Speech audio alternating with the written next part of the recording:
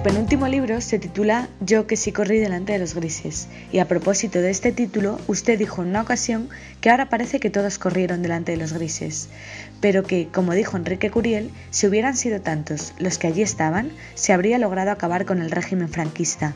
¿A qué cree que se debe que ahora sean muchos los que hayan decidido apropiarse de este título?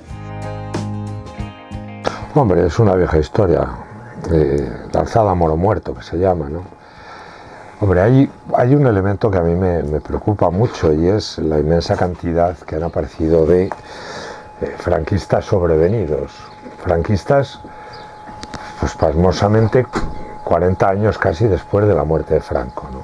Esto es verdaderamente curioso, pero bueno, eso me importaría menos. E incluso un elemento que, aunque muy molesto, también me preocupó, que fue la apropiación de esa lucha por las libertades y por la democracia que el Partido Socialista hizo, inventando una historia que no tenía nada que ver.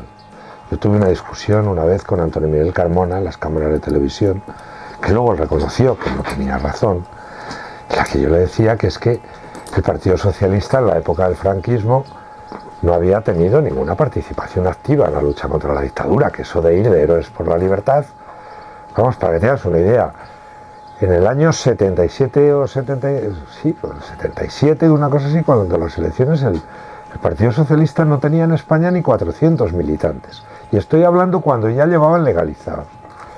Entonces esta fue una primera apropiación de una historia y el falseamiento de una historia. Fundamentalmente el único partido que aquí estaba contra la dictadura, con partido potente, era el Partido Comunista de España. Por ser cierto, muchísimo más responsable en todos sus planteamientos que lo que es la izquierda ahora del PSOE, que creía en varias cosas: la democracia, la Constitución, la reconciliación nacional era el elemento esencial de todo aquello, pasar página de la guerra civil, del odio, desenterrar. Hay unas... Recuerdo una intervención de Marcelino Camacho en el Parlamento diciendo eso.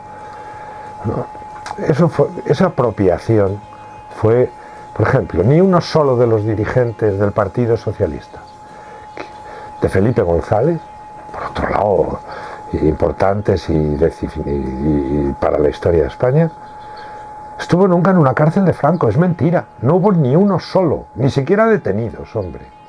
Tan solo algunos, las excepciones importantes que confirman la regla: el caso de Nicolás Redondo, padre, el caso de, pues no sé, de la gente de... bueno, Enrique Múgica, estuvo en la cárcel, sí, pero porque era en tiempos cuando era comunista. Esto es un hecho.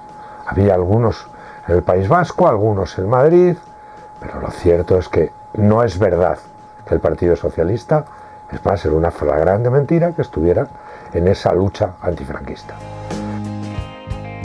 Con el fin de la dictadura se fue construyendo ese Estado de Derecho por el que usted tanto luchó desde las filas del Partido Comunista. Ese Estado, en un principio, parecía que iba a ser el paraíso de las libertades, pero ¿qué sensación le queda ahora que cumple casi 4 décadas? Efectivamente, estuve en las filas del PC desde muy joven, pero fundamentalmente estábamos por la libertad y por la democracia. Es que nos prohibían ser jóvenes. En mi libro aparece, es una memoria emocional.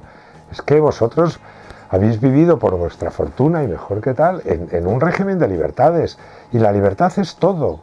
Perdona, es que a mí me ponían una multa por darle un beso a una chica. Es que las películas estaban es que nadie sabe lo que es una dictadura hasta que la sufre. Y entonces, claro, así me hizo mucha gracia el tipo ese, aquel día de las manifestaciones, que salió diciendo... Ahora luego se ha vuelto contra Podemos, pero recuerdo aquel día que estaban atacando el Congreso, haciendo una de aquellas cosas, y este salió, era un camarero, diciendo que la policía, en realidad la policía le estaba pidiendo que se metiera para adentro porque le iba a caer un botellazo, que para qué. Y entonces luego fue por las televisiones diciendo que era la policía franquista. Mira, si hubiera sido la policía franquista, habían arrasado el bar, lo habían hinchado a hostias, lo habían colgado de los pulgares en la Pensión Sol durante algunas noches, y desde luego no había ido por las televisiones, que solo había un hombre, y menos diciendo que esa policía era franquista. O sea, la estupidez es absoluta. El único insulto que no ha cambiado es el de facha.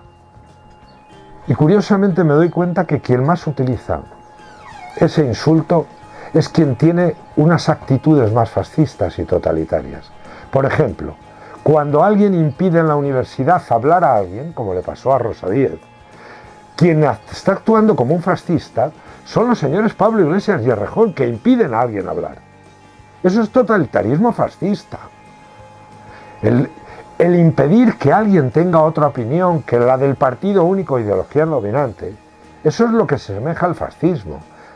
Cuando esos nacionalistas impiden o agreden en las universidades catalanas a alguien de Ciudadanos o del PP o de quien sea, quien está actuando como fascistas son ellos.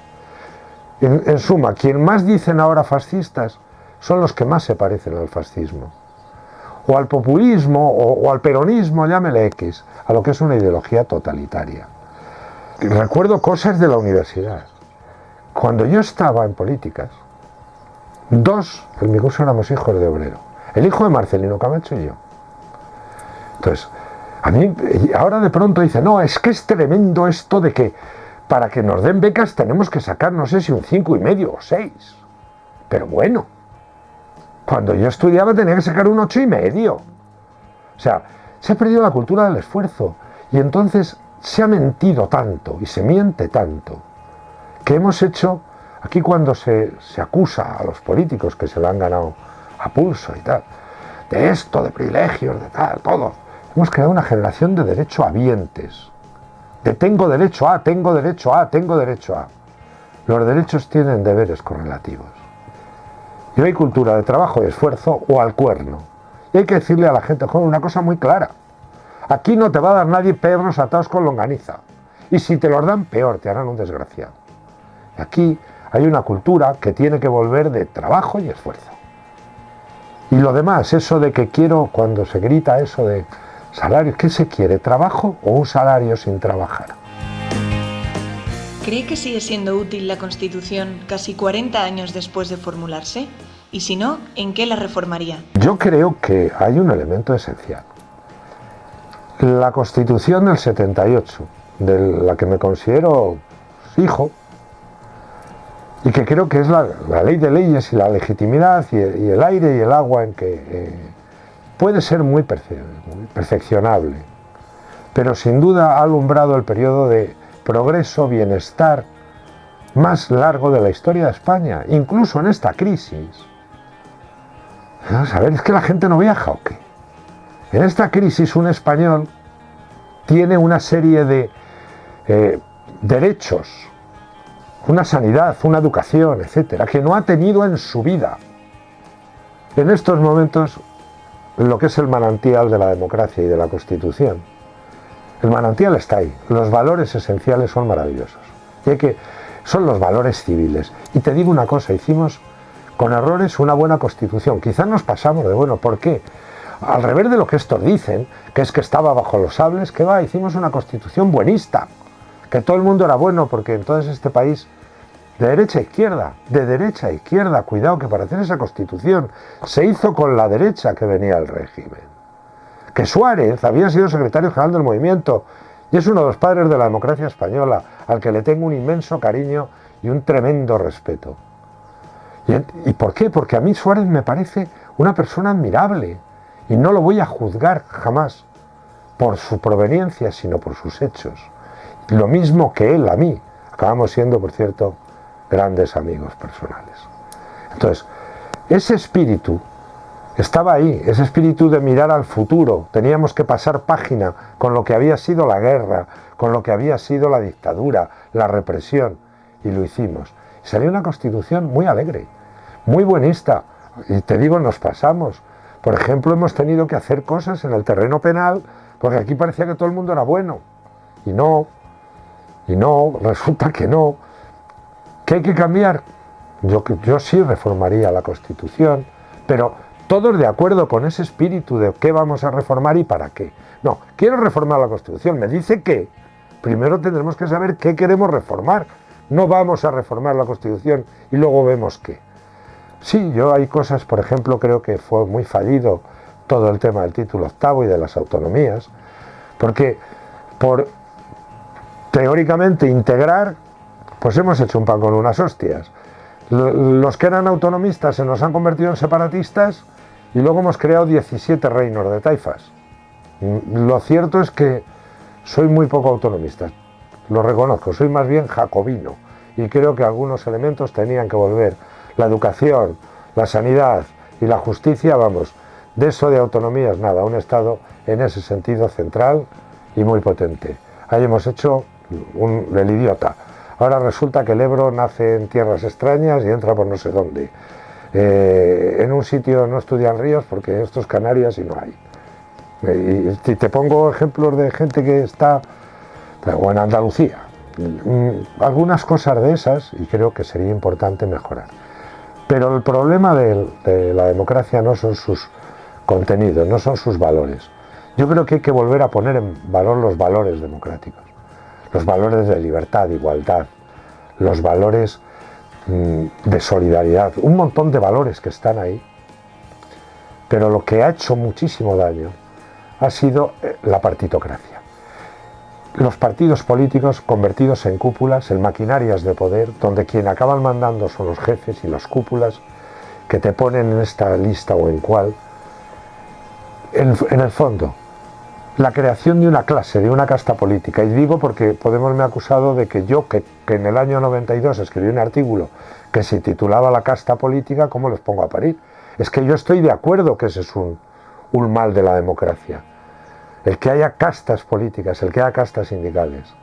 Y lo escribí. ¿Cuál es la diferencia? Que yo creo que el manantial hay que preservarlo. Que lo que hay que limpiar son las acequias de la democracia. Las acequias de la corrupción, del cieno, del barro, de la broza. Hay que limpiarlas, hay que regenerarlas de una manera absoluta. Pero yo quiero regenerar para que corra el agua. Lo que pretende Podemos y los antisistema es volar la Constitución, es simplemente dinamitar todo y que se anegue todo. Y perdón, si se dinamita todo, acaba la cosa como en el Ebro. Es así de claro. Y yo no, yo quiero que se drague el río, que se limpie el río y que corra el agua otra vez.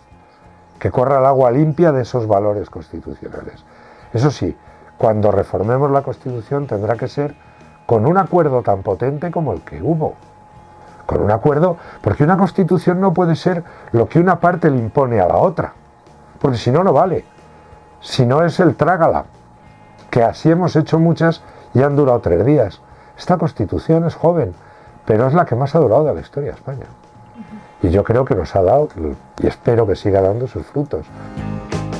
¿Qué cree que ha aportado cada gobierno al enriquecimiento de la democracia? Bueno, la UCD, Suárez, fundamentalmente, yo creo que fue un hombre providencial que entendió el momento histórico y lo apostó todo a él. Yo creo que ha sido el más demócrata de todos nuestros presidentes, porque fue un converso, y los conversos son los que más se creen las cosas. Felipe González modernizó, y yo creo que a España, y creo que fue un gobernante que nos puso en cierta manera de nuevo en el mundo. Aznar, sobre todo en los primeros años, fue un gran gobierno económico y nos puso en Europa. Luego, los 2 últimos años hizo un estropicio. La soberbia es tremenda. Zapatero, como digo, llegó por accidente y ha sido el peor, y el hombre que no solo no ha hecho nada por la Constitución, sino que ha hecho un daño terrible a la convivencia de los españoles. Zapatero es el San Juan Bautista del Mesías Pablo Iglesias. No me extraña que se junte a cenar con él. Pero en Zapatero están las bases del antisistema, del pensamiento más débil, de España, una nación discutible, en fin. No hay cosa peor que un tonto. Dale a un tonto un punto de apoyo y se apodera al mundo. Imagínate si encima le das al gobierno de una nación. Lo sigue demostrando todos los días. Lo que hizo el otro día en Cuba, se lo hace. Dejó España hecho unos zorros y a su partido arrasado. Porque los del PSOE, si tuvieran 2 dedos de frente, habrían fulminado a Zapatero. No, la habían, expulsado, pero con un San Benito y por ahí, porque les ha destrozado como partido. El peor gobernante de España desde Fernando VII porque es el peor gobernante que ha tenido España desde Fernando VII, bueno, el dictador, lo pongo también, desde Fernando VII y Franco. Pero uno de los desastres absolutos, aparte del que nos creó con lo de que Cataluña y la nación era tal, aparte del desastre económico, fue el romper exactamente lo que había traído la democracia en España, el consenso, el espíritu de la transición, empezar a dividir este país en buenos y malos. Los buenos son los herederos de uno de sus abuelos. Entonces, esto fue una monstruosidad que nos ha llevado a esto, a lo de hoy, a que de pronto unos tipos que se llaman de Podemos, trotskistas, medio no se sabe el qué, dividen el mundo en los decentes, que son ellos, y el resto, que somos casta, fascistas y Rajoy. Bastante tiene que hacer el hombre si nos salva del precipicio. Le falta el empuje para liderar su regeneración. Pero en el primer sentido me parece un hombre prudente que ha sacado a España de un precipicio, pero que le falta ese impulso de encabezar la regeneración del país. Creo que eso no tiene ni garra ni espíritu para hacerlo. Usted se afilió en las listas del Partido Comunista muy joven y desde allí luchó por la democracia. ¿Cómo ve la situación actual de los que actúan bajo la bandera del espíritu comunista? Antonio Rico me enseñó que cuando se iba a la huelga primero había que producir. Y luego lo que dice el Capital de Marx es que hay que discutir y luchar por el reparto del beneficio. Pues lo debían de leer algunos de estos sindicalistas de ahora. Y todavía estará aquí el carnet de comisiones obreras, de tiempos, que ahora son liberados sindicales, que ya es el colmo. Convertir la representación de tus compañeros de trabajo en una profesión maravillosamente pagada y blindada. Y si no, me remito a las tarjetas Black, porque a mí me puede doler de las Black lo que han hecho toda esta pila de golfos, los del PP, los del PSOE, pero más que la nada me duele lo que han hecho los de Comisiones y los de Izquierda Unida, Moral Santín, el del PC, pero bueno, ¿qué prédica es esta? De la misma manera que me duele más que nada que un señor que me está predicando limpieza, resulta que le hagan una beca solo para él, se tronche 1.800 euros al mes por no ir a trabajar, y luego me dé lecciones de ética. O la chica esta de Rivas Vacia Madrid, que entiende normal darle a su hermano 1,3 millones para hacer una cosa de estas, unos talleres de batucada, canto y batería. Hombre, por Dios, desde luego esa no es la gente que me enseñó a mí, ni sindicalismo, ni ética de izquierdas. Y ahora me llaman sé de todo. Pues mira, que me llamen lo que les dé la absoluta y real gana, pero primero que ellos se lo hagan mirar. Vamos, no tengo empacho de decirlo, todo el mundo sabe que tengo una gran amistad personal con Albert Rivera. Hoy mismo acabo de hablar con él. Y tampoco te diré, soy de esto, de lo otro, voy a votar lo otro, no tengo ni idea. Miraré qué y a quién en cada momento. Pero desde luego no creo que tener unas siglas de un partido de prédica de ser bueno, ético y el paraguas de bondad universal. No me lo creo. No creo que la izquierda sea la depositaria de la verdad y la bondad, ni que lo sea la derecha ni viceversa. Después de 40 años observando a distintos partidos de la izquierda, tanto en el gobierno como en la oposición, ¿se puede decir que se ha desencantado de los postulados de la izquierda que seguía en su juventud? Sí. No con los valores, sí con los partidos y sí con las ejecutorias. Y desde luego los últimos gobiernos Fíjate, fui muy crítico con los gobiernos de González desde la izquierda. Ojalá recuperara el Partido Socialista esos valores de la socialdemocracia normalizada que tenía el Partido Socialista, que tenía González o que tiene una persona a la que le tengo amistad, que es Alfonso Guerra. Tengo afecto. Ojalá volvieran esos valores.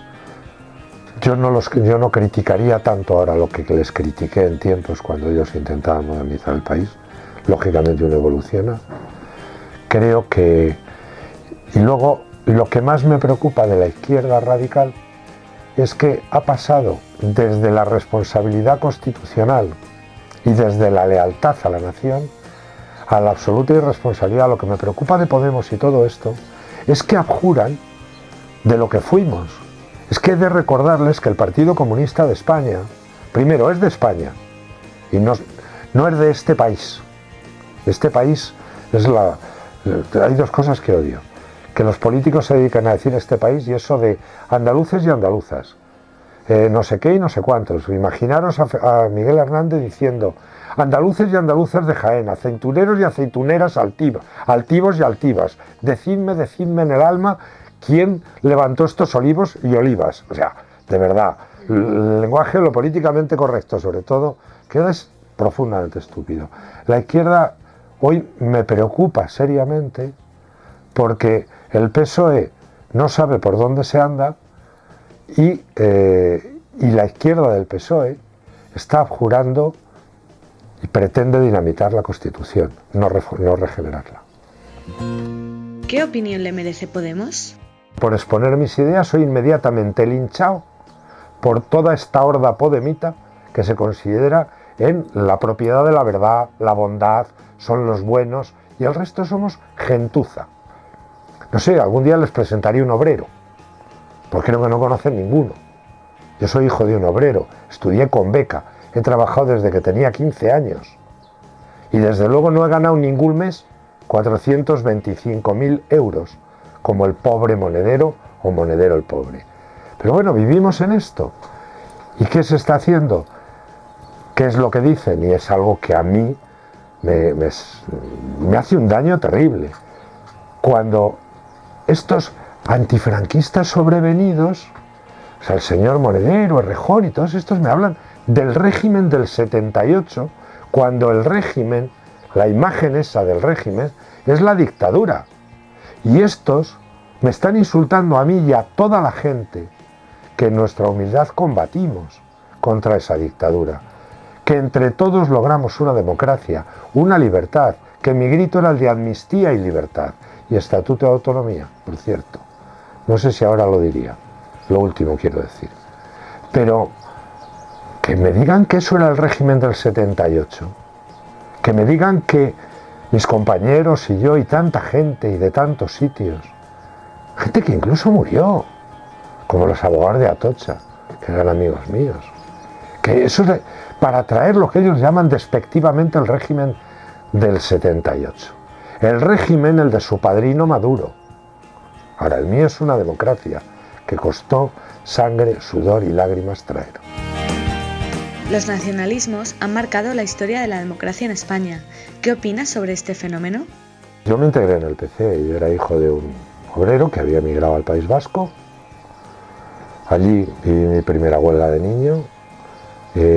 Fui llamado maqueto continuamente por los nacionalistas. El nacionalismo no es el cariño a lo propio, es el odio a lo otro. Y eso es una cosa que me da igual, el vasco, el catalán, es el odio al otro. El otro es el malo, el vago, el ladrón, nos roba. Tal. Eso lo sufrí de niño. Mi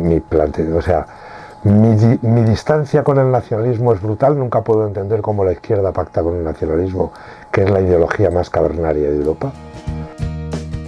¿Cómo ha afectado el terrorismo a la construcción de la democracia en España? Yo he estado muchos años amenazado por ETA. Sí. Yo tengo amigos asesinados por ETA. Yo hice, no sé si estará por aquí, pero es atroz. La suelo tener porque hace unos días algo tan terrible como esto. Creo que la tengo por aquí, sí. Vamos a ver, sí, esta. Esta foto. Esta foto es la foto del el terrible atentado de la República Dominicana. No sé si esta, pero algunas de estas, porque las hice yo.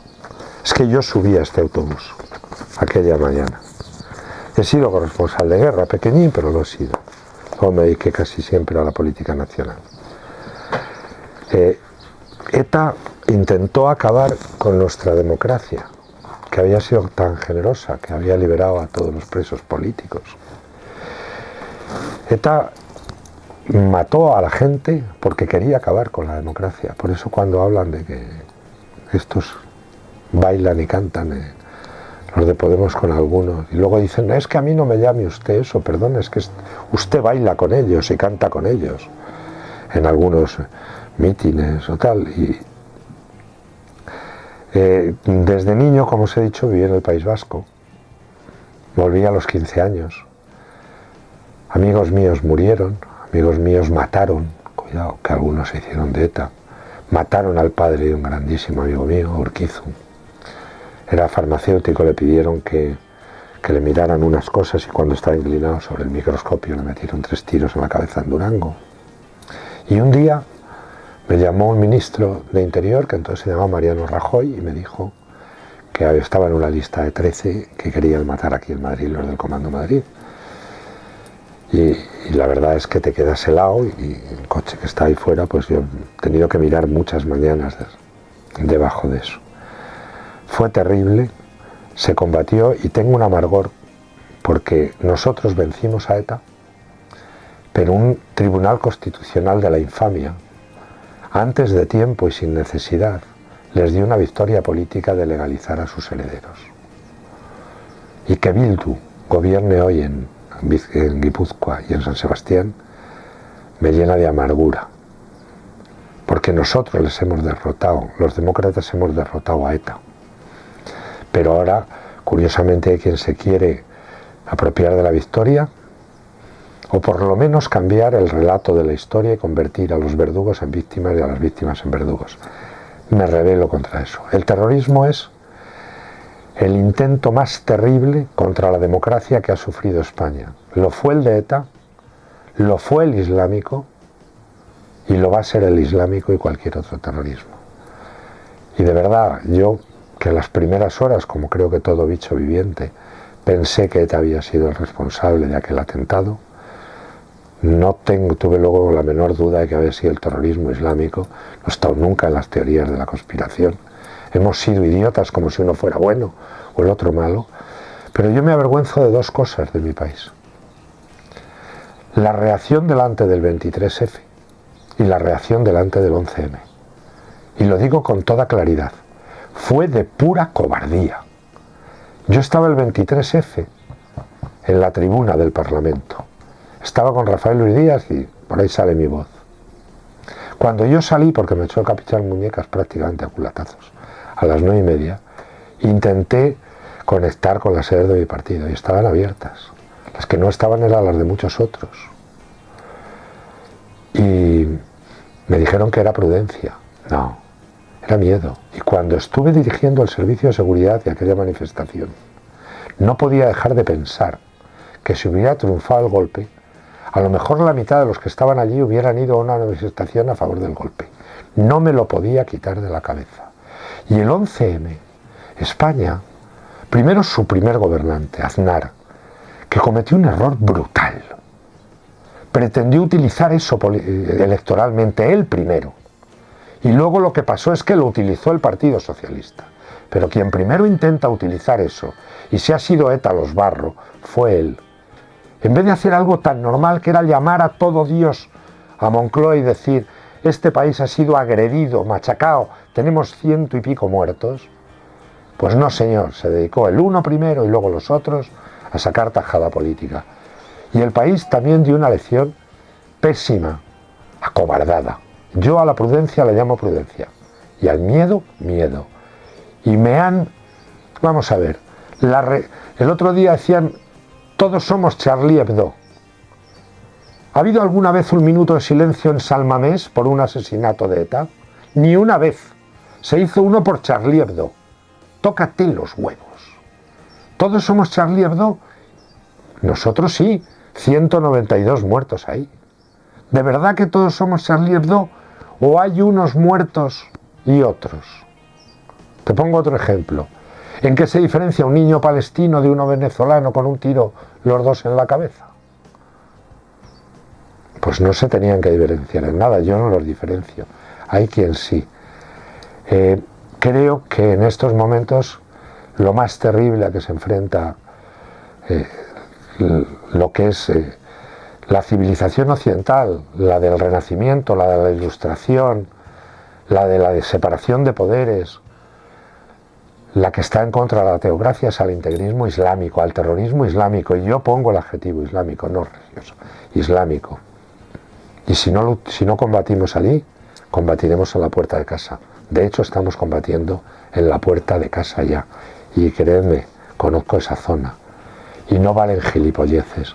Y no puedo entender nunca cómo en el pensamiento progre se es tan absolutamente complaciente con una teocracia. ¿Qué pasa? Que los curas, si son cristianos, tal, y si son imanes musulmanes, tienen bula.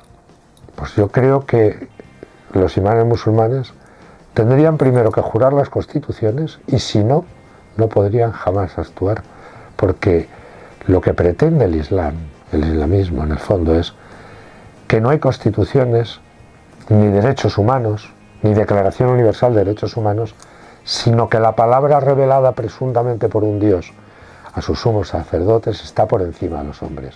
Y yo, que me siento heredero del Renacimiento y de la Ilustración y de la Revolución Francesa, y de la americana, y de todas, digo que el hombre es la medida de todas las cosas, y sus derechos inalienables.